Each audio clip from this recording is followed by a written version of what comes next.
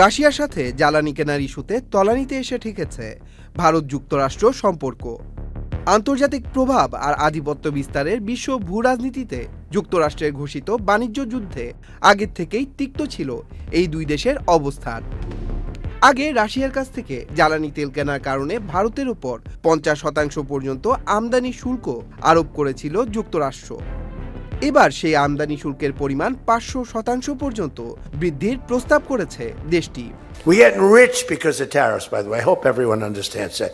রাশিয়ার কাছ থেকে তেল বা ইউরেনিয়াম কিনে ভ্লাদিমির পুতিনের যুদ্ধ যন্ত্রকে শক্তিশালী করার অভিযোগে এবার ভারতের উপর 500% পর্যন্ত শুল্ক আরোপ করার একটি বিলে সম্মতি দিয়েছেন মার্কিন প্রেসিডেন্ট ডোনাল্ড ট্রাম্প।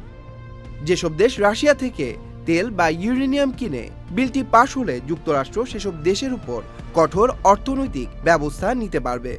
এ বিষয়ে আন্তর্জাতিক সংবাদ মাধ্যমে রিপাবলিকান পার্টির সিনেটর লিন্ডসে গ্রাহাম বলেছেন, রিপাবলিকান ও ডেমোক্রেটিক উভয় পার্টি রাশিয়া স্যাংশন বিলে সম্মতি দিয়েছে, যার লক্ষ্য রাশিয়ার ব্যবসায়িক অংশীদার বিশেষ করে ভারত, চীন ও ব্রাজিলের উপর চাপ সৃষ্টি করা। So he put a 25% tariff on India for buying Russian oil. I was at the Indian ambassador's house about a month ago, and all he wanted to talk about is how they're buying less Russian oil. Would you tell the president to relieve the tariff?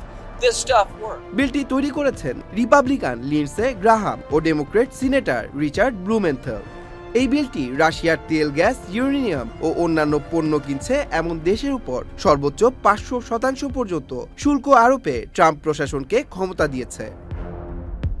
আগে থেকেই যুক্তরাষ্ট্রের ক্রমবর্ধমান অর্থনৈতিক চাপে ধুঁকতে থাকা ভারত এখন এসে পড়েছে খাদের কিনারায়।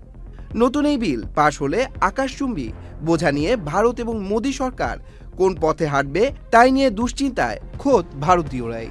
পরিস্থিতি বলছে এরই মধ্যে যুক্তরাষ্ট্রের চাপে অনেকটাই চুপসে যাওয়া ভারতের অর্থনীতি সামনের দিনে বড় ধরনের চ্যালেঞ্জের মুখোমুখি হতে যাচ্ছে। Tanmoy Mahmud, channel I.